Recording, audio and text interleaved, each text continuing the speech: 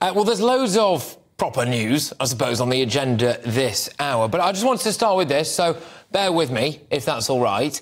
As regular viewers and listeners to this show will know, I have been trying to raise money for the mental health charity Mind. The response has been absolutely astonishing. And as of right now, you wonderful people have donated more than £100,000. In the middle of a cost of living crisis, that is truly exceptional. And I want to thank you all from the very bottom of my heart for your generosity.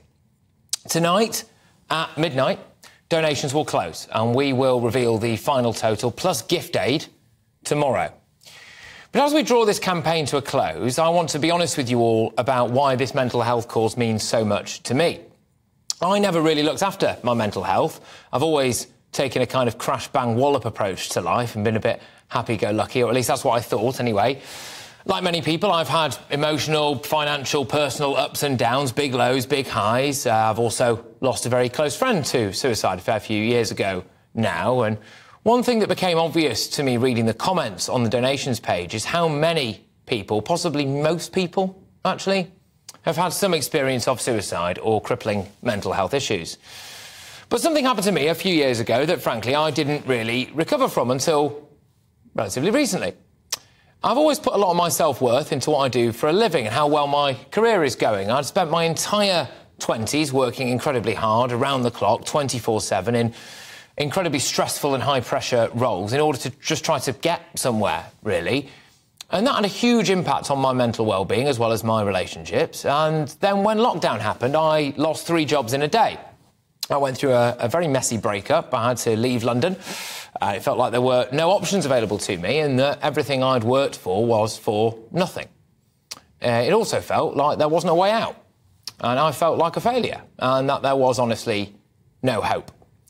That had a serious impact on my lifestyle choices, and I started to exhibit the kind of behaviours that many people do when they are looking to block out bad feelings. And then things, out of the blue, one day started to pick up for me.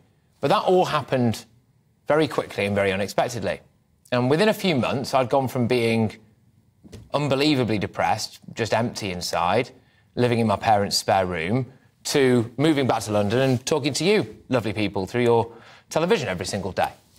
But I hadn't actually got over my issues at all, and I needed help. And this is why Mind means so much to me, the charity that I've been trying to raise money for. When I needed urgent help, I had a few things at my disposal. I had the support of a loving, caring family and extended family.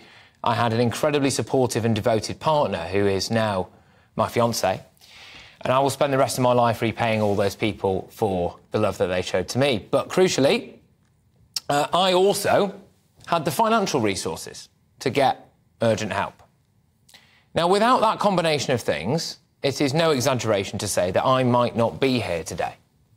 And I sit before you very, very comfortable in opening up about this because I am now, thankfully, completely fine. And frankly, that actually feels like a different lifetime ago. But I am acutely aware that many people, possibly most people in urgent crisis, do not have those things. If I hadn't have had those things, I possibly wouldn't be here now, and it breaks my heart to think about how many people must have taken their own lives because they couldn't access urgent care, or they didn't have family support or something like that. And this is where Mind comes in. Mind can help people who would otherwise have to wait for months on the NHS. It can give emergency advice and care. Now, money can't solve all the problems in life.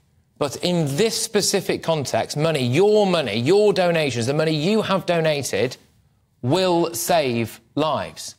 Now, I am going to be very blunt about this. I'm not going to beat around the bush. Because you have donated anything from £2 to £2,000, fewer people will kill themselves. And I think that's pretty sweet. So thank you. And if people are watching this now and they are struggling and can't see a way out, it might not seem like it right now, but if you stay in the fight, then you have always got a puncher's chance. If you keep buying a ticket, you might just win the lottery one day. The sun will rise tomorrow. Things can always get better. People do love you, and you do have something to live for, so stick around, because it's nice having you here. JustGiving.com/fundraising/Challenge Christys.